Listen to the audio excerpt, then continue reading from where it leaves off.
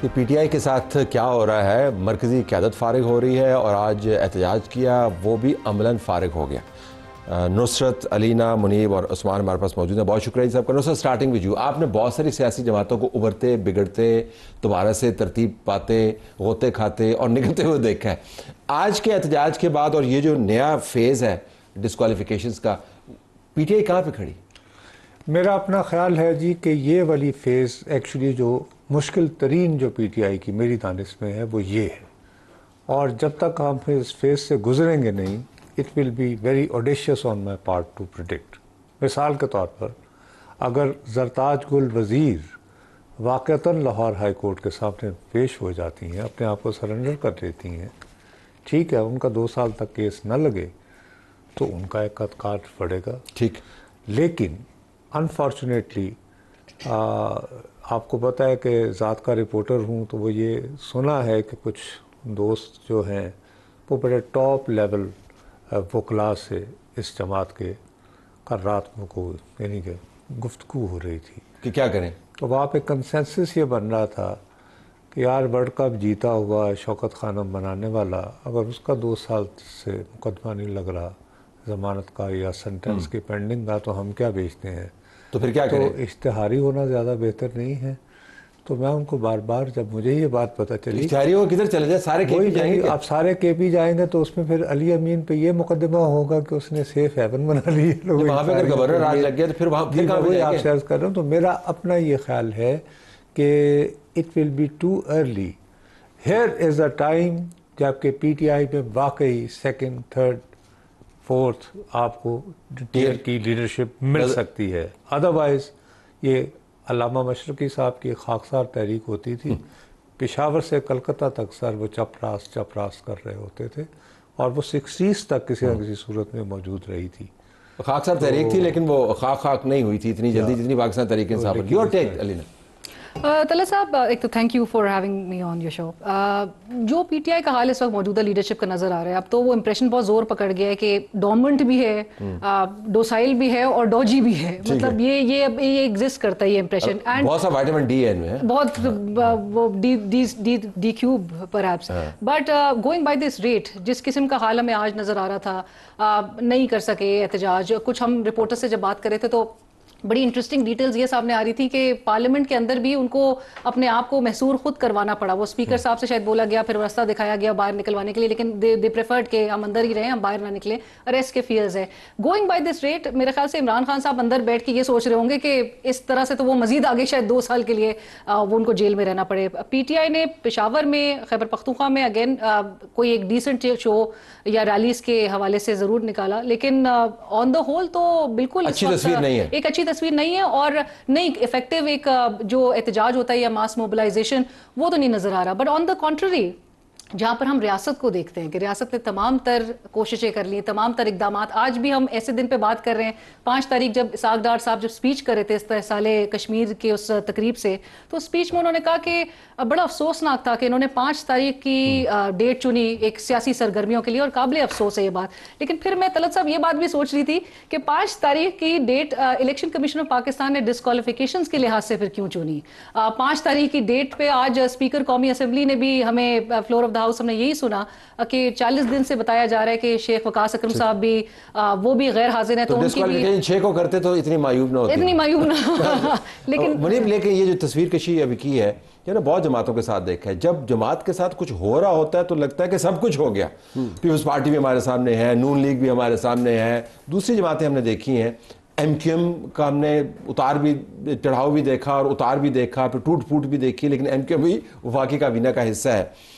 इस वक्त बुरा लग रहा है या लॉन्ग टर्म इनको नुकसान हो रहा है?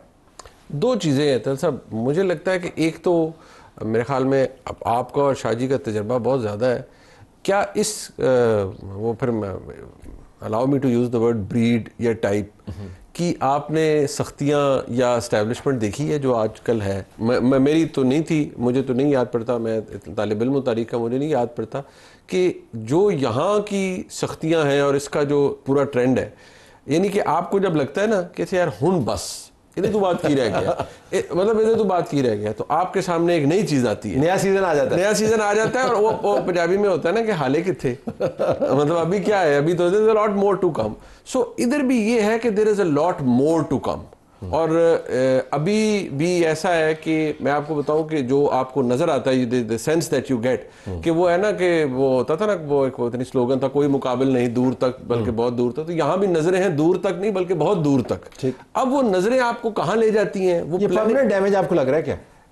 मेरे ख्याल में पीटीआई के अंदर जो चीज तकलीफ दे अमर है, वो शायद कुछ लोग जो पब्लिकली बात नहीं करते, लेकिन जिन लोगों से मुलाकात हुई वो कंसिडर करते हैं कि इमरान खान साहब की जो इवन रिहाई है, that is becoming a dying cause. ठीक, you know what I mean. ये जबरदस्त बात की आपकी। आपको न्यूयॉर्क टाइम्स के अंदर ऐड लगवाने पड़ रहे हैं, आपको बेटों को, मतलब ये कि ऑप्शन ऑफ लास्ट रिजॉर्ट है। और दूसरा ये है कि जो यहाँ टाइप है आपकी एस्टेब्लिशमेंट के साथ, जो आपकी मुखासमत है या जो जिस तरह की एस्टेब्लिशमेंट है, वो या तो उनका कवर अप बहुत अच्छा है, तो या वो इतने तगड़े हैं कि किसी के साथ कोई मामला नहीं हो रहा। आप देखते थे ना, फ्लर्ट होता है कि एक तरफ हुकूमत के साथ, दूसरी तरफ अच्छा तू भी आके मिल ले, तू भी आके मिल ले, ये होता रहा है ना। नहीं, शहर के लोग तो जालिम है, लेकिन उनको खुद भी मरने का शौक तो सवा बहुत ज्यादा है, लेकिन जो शहर के लोग हैं वो भी नई तर्ज के। पार्लियामेंट किस किस्म की होगी? आपको इनके मेंबरान जो है वो पीटीआई की जुबान ठुकते हुए नजर आ रहे हैं। जो काम का बंदा वो कहते हैं टीवी के ऊपर आता है, बात करता है, वो उसको उड़ा। किस किस्म की पार्लियामेंट आप देख रहे हैं? देखिए, आज जो इलेक्शन कमीशन ऑफ पाकिस्तान ने जो नोटिफिकेशन जारी की है, उस नोटिफिकेशन में ये कहा गया है कि 63(1)H, क्योंकि आज इलेक्शन कमीशन ऑफ पाकिस्तान ने फैसलाबाद की इंसदाद दहशतगर्दी की अदालत के फैसले के ऊपर अमल दरामद करते हुए 9 अरकान कौमी सूबाई और 1 सेनेटर को नाअहल किया है और उनकी सीट खाली करार दी है। उसमें उस फैसले में यही लिखा हुआ है कि ये 63(1)H के तहत इनको नाअहल किया जाता है, और ये अपील भी उस वक्त तक नहीं कर सकते जब तक ये सरेंडर नहीं करेंगे। ठीक, ये और इसके बाद अगर हम बात करें बड़े शिबली फराज अपोजिशन लीडर, वो भी अब अपोजिशन नहीं रही। फिर इसके अलावा उमर अयूब खान, वो भी कौमी असम्बली में अपोजिशन लीडर हैं, वो भी नहीं रही। जरताज गुल हैं, वो भी नहीं रहे।